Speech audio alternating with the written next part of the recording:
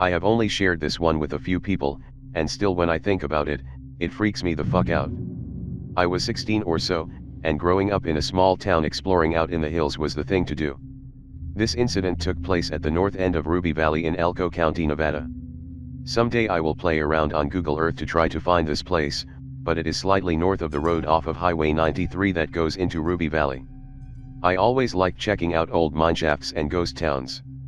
That shit really intrigues me. At the Burger Bar in Wells, Nevada, where I am from and grew up, they had these old turn-of-the-century maps under glass on the tables. On one of them it showed several ghost towns just north of Ruby Valley, so I figured I would go check them out, as I had not been in the area very often. I gassed up my '72 Dodge W200 pickup, and being a redneck and /K, before 4chan even, I grabbed my HK91 and set out. I had found some old foundations in the lower country, and started heading into the mountains themselves and started finding abandoned mineshafts. Shit was pretty cool, so I kept going up. I took this ancient road that was no more than an overgrown cattle path by this point in history, and came upon a tree blocking the road. It was an old pinyon pine about 2 feet in diameter that blocked the road. After the tree the road continued straight for about 200 yards, then hooked right before coming back 180 degrees. Continuing, gonna sketch up some key locations for next post. I parked my truck in front of the tree, and set out on foot. I grabbed my HK91 with 120 round magazine in the rifle, and put 120 round mag in my back left pocket. I always had a rifle with me as I have encountered mountain lions in mineshafts before, and just generally I like to shoot shit. Get up on ridge lines and shoot boulders from a couple hundred yards away. Anyways. As soon as I limbed over the fallen tree I had a fucking creepy feeling as if I was being watched. I continued on for about 200 yards to the point where the road started curving right and gaining elevation, going towards the cabin. At this point I had the realization that not only did I feel like I was being watched, it was also dead fucking quiet out. This was in June or so, as school had just got out. Everywhere you went you could hear those fucking cicadas, but not here. It seemed as soon as I crossed the fallen tree, the mountains were silent. No bugs, no birds, nothing. Deafening silence. As I came up to the turn, there was this big fucking rock. The thing had to be about 15 feet in diameter. You could tell that it used to be on the road, but due to years of erosion, snow, and all that shit, it had slid down just slightly off the road. It seemed to be red limestone, or something like that. It stood out since they are not that common in this area. I looked at the rock and you could tell that there were carvings in it at some point in time. Due to weathering though, whatever was carved on had been worn off. I kept walking up the road, being creeped out like fuck, but I really wanted to check out the old cabin, as it was pretty obvious no one had been here in quite a while. At this point I was probably 3 hours off-road to get to this point. I got up to the cabin, and as far as abandoned houses and cabins in Nevada go, this one was in pretty good shape. All of the glass on the windows was still intact, and there were remnants of curtains behind the windows. By this point there was something in the back of my mind telling me that I should be going.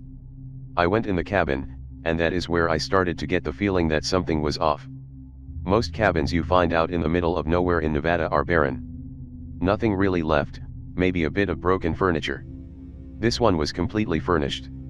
Time had taken its toll, but everything was still there. What was left of an old mattress and bedding was still there. There were plates and other cookware throughout the house, along with tattered clothing and personal effects such as a chest, faded pictures, and the like.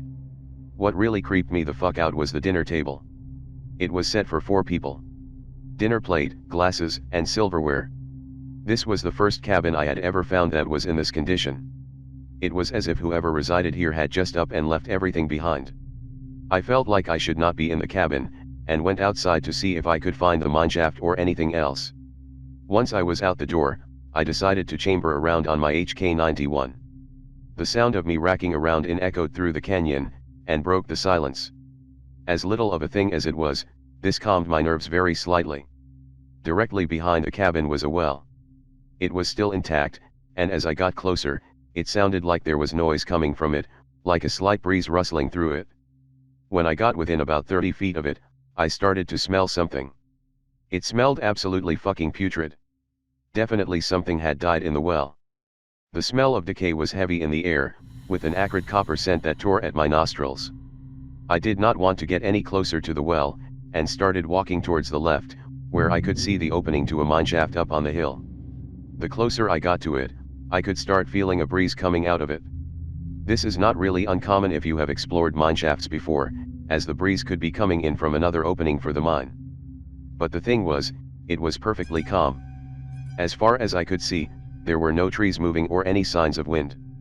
As I got closer, another thing that struck me as odd was the breeze coming out of the shaft was hot. Most of the time it is cool, as most mineshafts maintain a constant temperature. The closer I got to the shaft, the slower I moved towards it. Nothing since I crossed the fallen tree seemed right. The closer I got to the opening of the mineshaft, the more of a feeling of dread and being watched I got. I got within about 15 feet of the shaft when the fucking smell hit me. It was the smell of decay and copper, but much stronger than the well. Right then all of my spidey senses started going off. I had to get out of there. I started turning left to book it out of there when I saw a dark shadow moving in the opening of the mineshaft. Whatever it was, it appeared to be crouched down to fit in the mineshaft. Most mineshafts I have been in have 8 to 10 foot ceilings. At first I thought it was a mountain lion, then I remembered how big the fucking shafts were. My mind raced trying to think WTF it was. It was too big to be a black bear, which are rare in northeast Nevada. I nearly froze with panic, and it slowly kept coming towards the opening of the mineshaft. It was probably within 10 feet of the opening and the light was starting to show whatever the fuck it was, covered from head to toe in grayish brown fur. Then it fucking screamed. It was unlike anything I have ever heard in my fucking life. My ears were ringing from it. I flipped into panic mode and did what any good redneck would do. I fucking shot it. I pulled up my HK-91, placed the front blade on what appeared to be its center mass, and ripped off 5 rounds as fast as I could accurately shoot. If you have ever shot big game with a large caliber rifle, you know the sound when you connect with something. I had 4 solid thwonks, and 1 round that went high. This made it scream even louder than it had, in pain. At this time I started hearing more, and desperate screams coming from over in the well, and in the hills above the mineshaft. I started running down the hill as fast as I fucking could. In the tree line above the road, approximately 75 to 125 yards, I could see fast movement. Rocks were tumbling down the hill and there were several other screams. From the mineshaft I could hear the wailing of whatever the fuck I had shot. Whatever it was, I had definitely connected and it was hurting. Whatever it was up in the tree line, they were running from tree to tree on all fours, getting closer to me. As I ran towards the rock I was shooting in the general vicinity of the movement on the top of the hill. By the time I got to the limestone rock, I had expended the 20-round mag in the rifle. I ripped it out and put in my spare magazine, chambered around, and started sprinting towards the fallen tree, approximately 200 yards away by now. I kept glancing back and whatever they were staying in the trees. I could make out their masses and fur, but they would not stay in the open. I got back to the fallen tree and ate shit trying to jump over it. I got up off my ass, fired between 12 to 15 rounds at the closest movement, which was approximately 50 yards away from now. I heard a few rounds connect and it started screaming louder. Between the screaming and gunshots, my ears were damned near deer. I opened the door of my truck and got the fuck in and started it up as fast as I could. Backing up to turn around, I damned near put my truck down in the canyon. As I started going forward, to leave on the road I came in on was when I finally got a look at one of them. It was crouched over with its front feet on the tree. It was covered from head to toe in grayish brown fur with long slender fingers with claws tipping off the fingers. The back of it was hunched, and the face was slender, most closely resembling that of a badger, but with sunken-in eyes.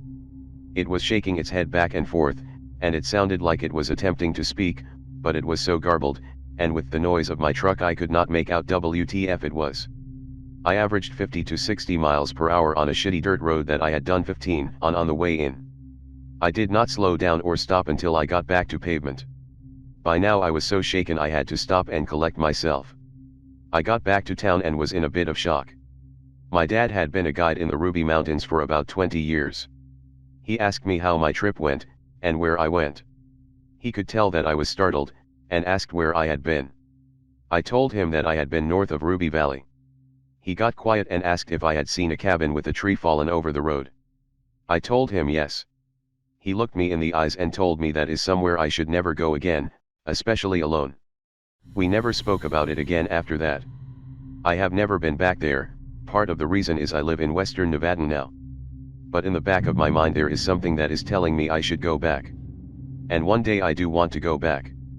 This was back in 2001, before camera phones, and I was too broke to afford a digital camera.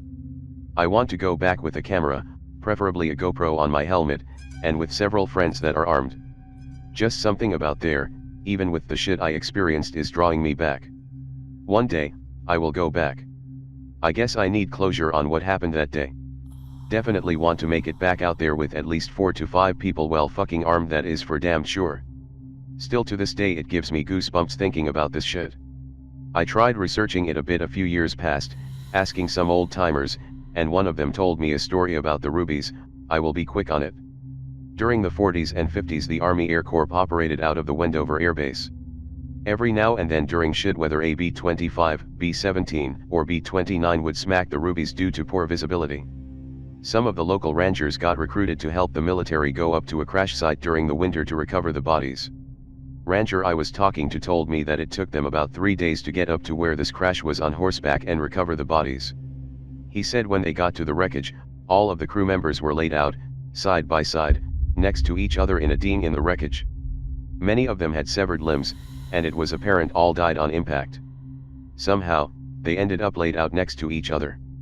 This was at nearly 10k feet elevation too.